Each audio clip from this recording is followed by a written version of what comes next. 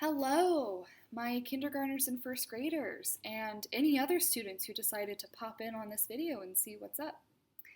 Of course, you can do this video along with me, but in class for my kindergartners and first graders, we will be doing this exercise together. So you don't necessarily have to practice this at home, but this is just a video to show you what we're going to be doing in class. And of course, there's the book as well. So I just at the very least want you to watch this so you understand what we'll be doing, so we can get it, pretty much done in class, right? So this is a lovely line exercise that I'm very excited about, and it's based off of the book Lines That Move, or Lines That Wiggle, sorry. I am very excited about this exercise. It's just a fun line exercise. I really like the book as well. It's one of my favorites. And don't forget that you can pause the video, you can stop it at any time, you can watch it over and over again. It's your choice, right? And that's the nice thing about this, is it's at your pace. So, again, you don't have to do this drawing with me right now. We'll do it in class together. This is just to explain to you what we will be doing in class. And I really hope you enjoy the book. And I cannot wait to see the awesome creations we make in class.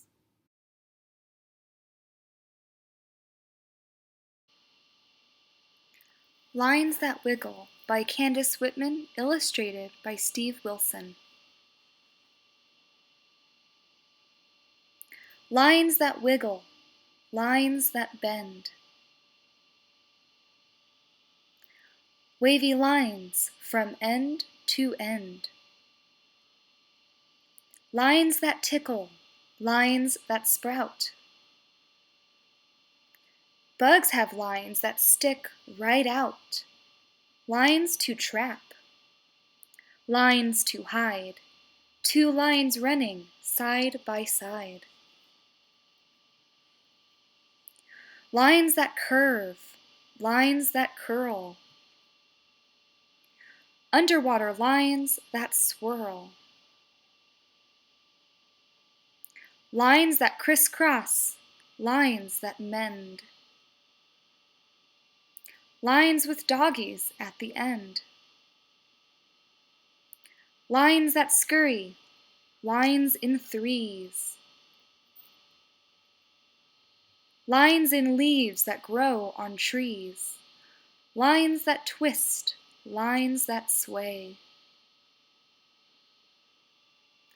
Lines that swish the flies away. Zigzag lines light up the sky. Rainbow lines are way up high. Lines are everywhere you look. Find some lines not in this book.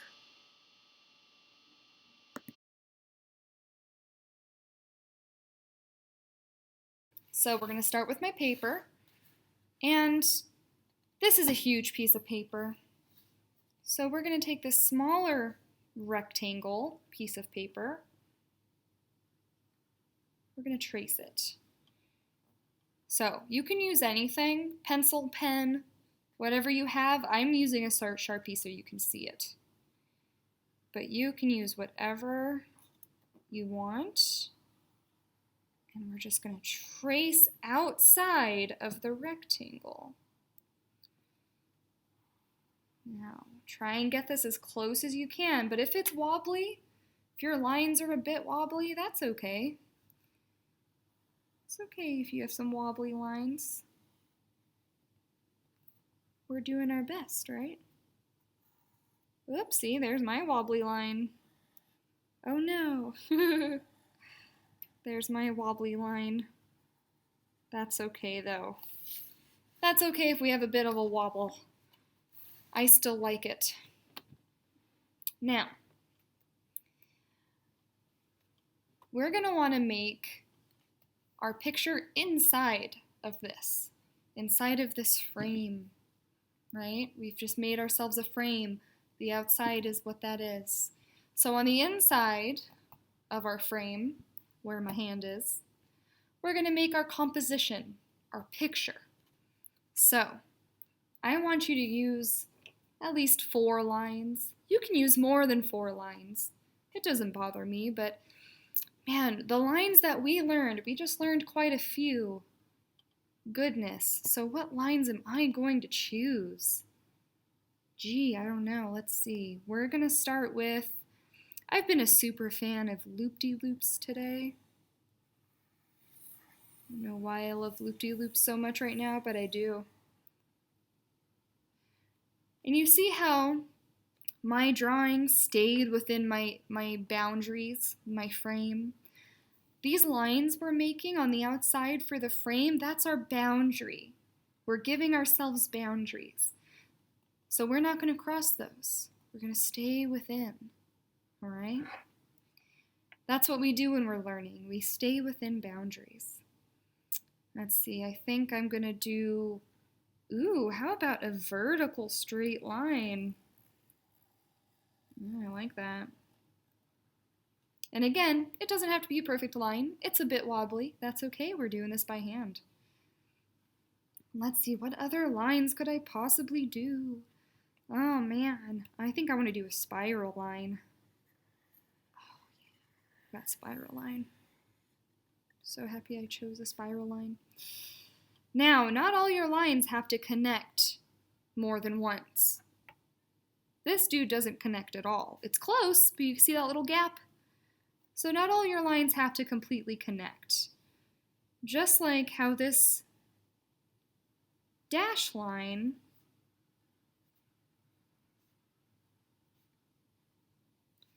is only going to connect to one side. Doesn't have to connect to the other side. So that's 4 lines so far. You know, I think I'm going to do,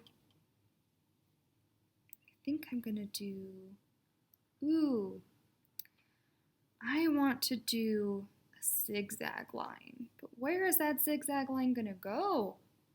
Let me see. I think it's going to go here. Yeah.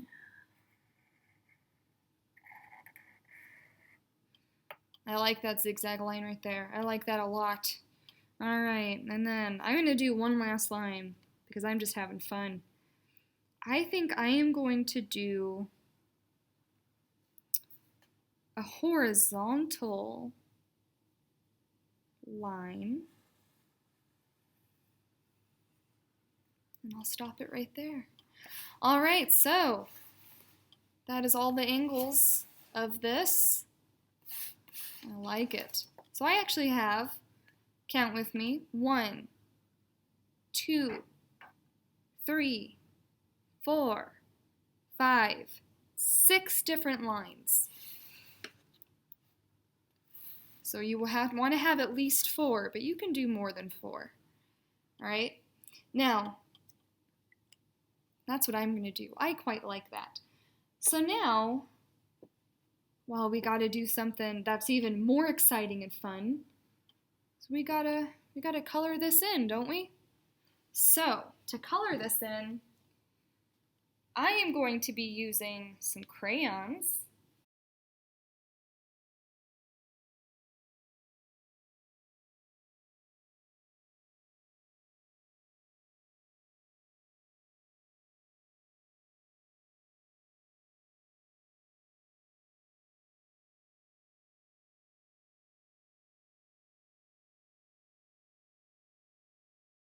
There's the finished product with all of my colors. Now, I'm sure you noticed as I was coloring that I colored outside of the lines a little bit. Look, I did it a few times. Honestly, it's because I got really excited, because I was just so excited to show you. But remember, we're going to keep inside our boundaries. Now, the only time that I didn't keep inside a boundary is you see these lines that have spaces in between them. That's a really tiny space, but there is a space there. But do you see how it doesn't connect and like make a shape quite like these do, right? It doesn't make an enclosed space. It's still open. So around these open spaces, I just colored over. So that's okay if you do that, but the spaces that make a shape that are closed instead of open, That's when we have to keep inside our boundaries. All right? So be very careful with that. I cannot wait to see what we do in class together. I think this will be very exciting. And I hope you found this video helpful. Stay safe, and I'll see you in class.